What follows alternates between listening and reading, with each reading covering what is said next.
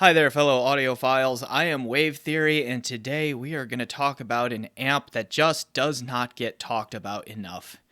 And that is the Lake People Headphone Amp G111. Alright, so again, I am Wave Theory. If you like what I am doing on this channel, please like and subscribe and do those things that you do for YouTube channels. Thanks to all of those who have already done that, and I look forward to bringing you more content here in the future. All right, so this guy. Why are we talking about this? So there is a relative dearth of content out on YouTube and in general about reviews for Lake People amps. Lake People is a German company. Some people might be more familiar with them from their more high-end line known as Electric, and then their really high-end line known as Nimbus. Okay, but same company. It's kind of like what Chevy, Buick, and Cadillac is for General Motors and on the automotive or in the automotive industry. Like similar idea right there. But anyway, German company. And they make really good stuff. Like I have a Electric HPA V281 headphone amp on my desk as like my current reference solid state headphone amplifier. Okay, so why do I have this? Okay, a couple of reasons. This costs $549 US, and it is distributed in the United States anyway by Power Holdings Incorporated, and I will put the link to that website in the description below. Now, unfortunately, these are currently sold out. I don't know when they are going to come back. You can occasionally find them on the used market. I do expect that they will come back at some point. I just don't know when. Okay, so sorry about that timing, but that is what it is here in this, still pandemic world where supply chains are tight. All right, so I have this as my mid-fi reference amp these days. I had a Monolith Liquid Platinum for a while to fill that role, but that one was just a little bit more specific in what headphones that it would work with. And so this one is very, very much a generalist, I have found so far. So that's one reason that I have it. Okay, so let's talk about this thing a little bit. Build and features. I mean, you see that it is small. I do not have giant hands, and I can easily hold it in the palm of my hand like so.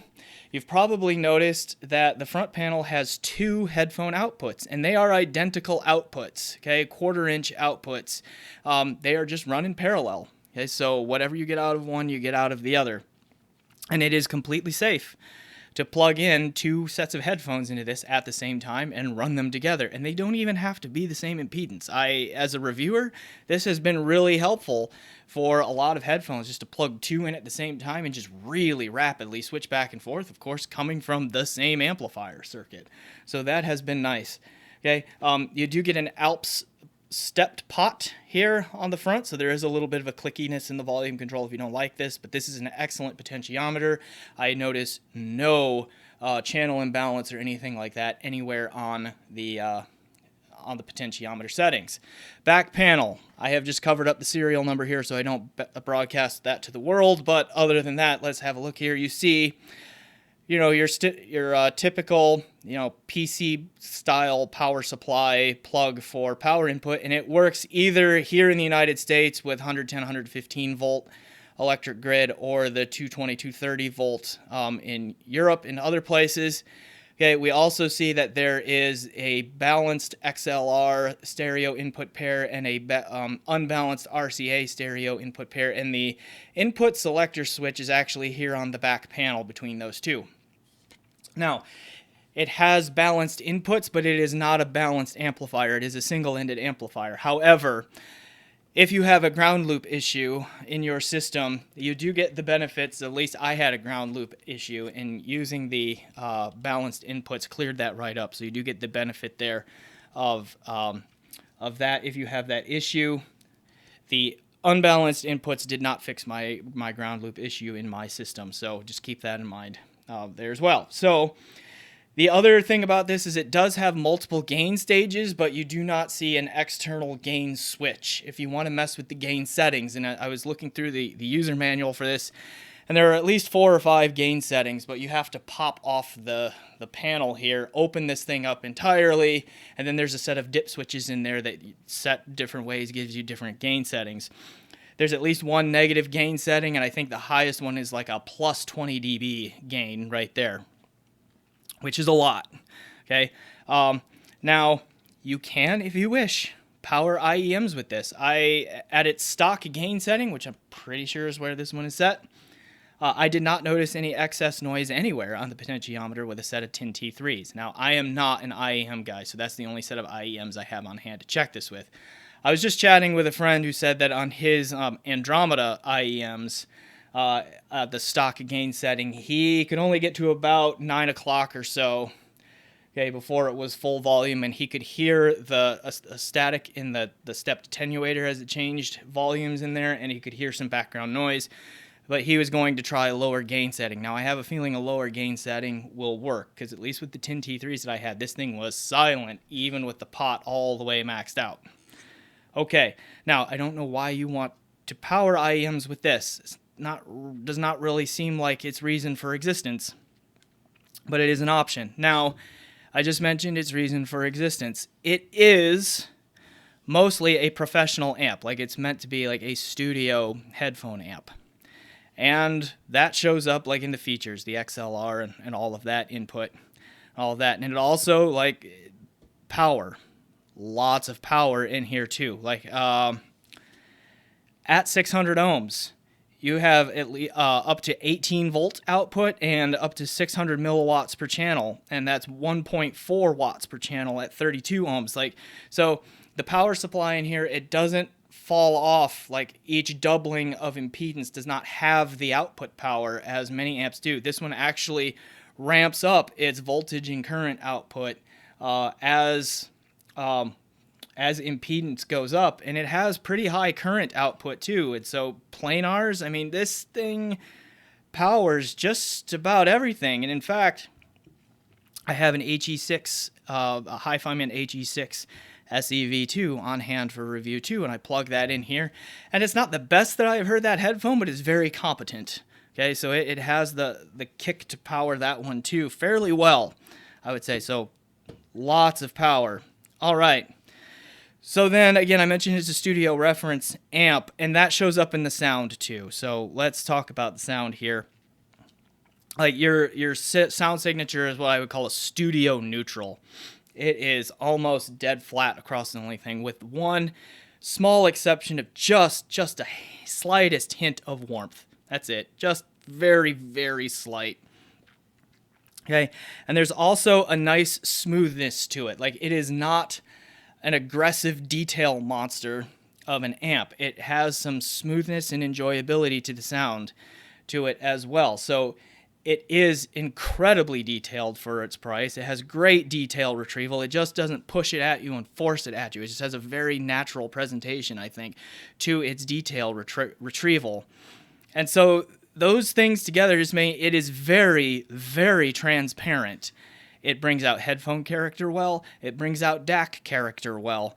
So just really very much, I mean, I know the phrase wire with gain is out there, and I don't really like that, but this is as close as I have heard to that ideal at the price so far. I mean, I don't think there really is a such thing as wire with gain, but again, this is probably as close as I have heard come to it for an amplifier at this price point.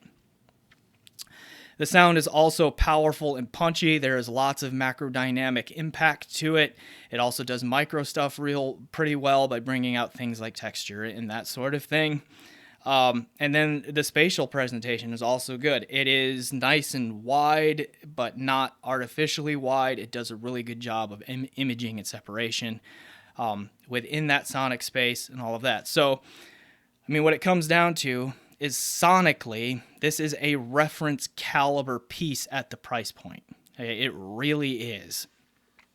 Okay, and I don't, in my opinion, it does not get enough credit or recognition for what it can do in the audiophile community out there. Now, some of that is Lake People just really does not market its Lake People line anyway to the consumer market. It is really more of a professional kind of thing, but it sounds great.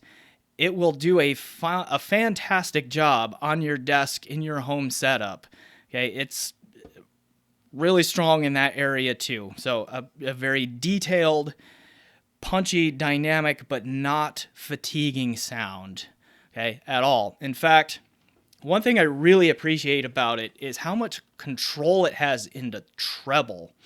Like, the treble output is not rolled off, so it doesn't sound dark or anything like that. It just, when other amps get sibilant and sharp, this one is keeping its cool and just presenting a very nice treble presentation. Like, they happen to be sitting right here, actually. My TH900s, very V-shaped. Okay, TH900s with Lautens, with Lawton chambers, very V-shaped. So they can be very hot and like sibilant and sharp in the treble sometimes. Not on this amp. This really reins in that top end and controls it well, while still just being absolutely just in control and thunderous in that low end on those V-shaped headphones. My Beyer DT880 600 ohms, plenty of power. Okay, even when I run a bass boost, like an EQ bass boost on those things, plenty of power, always in control. And same thing with that treble. That Beyer treble can be too much sometimes, and this just almost never is sibilant unless the recording is sibilant. And there are very, very few amps, even at more expensive prices, that I've heard that can control that treble in the way that this one does. So just really, really remarkable there. Now, some people might think that it is dark in comparison to like a lot of the toppings and THX amps and that sort of things that are out there.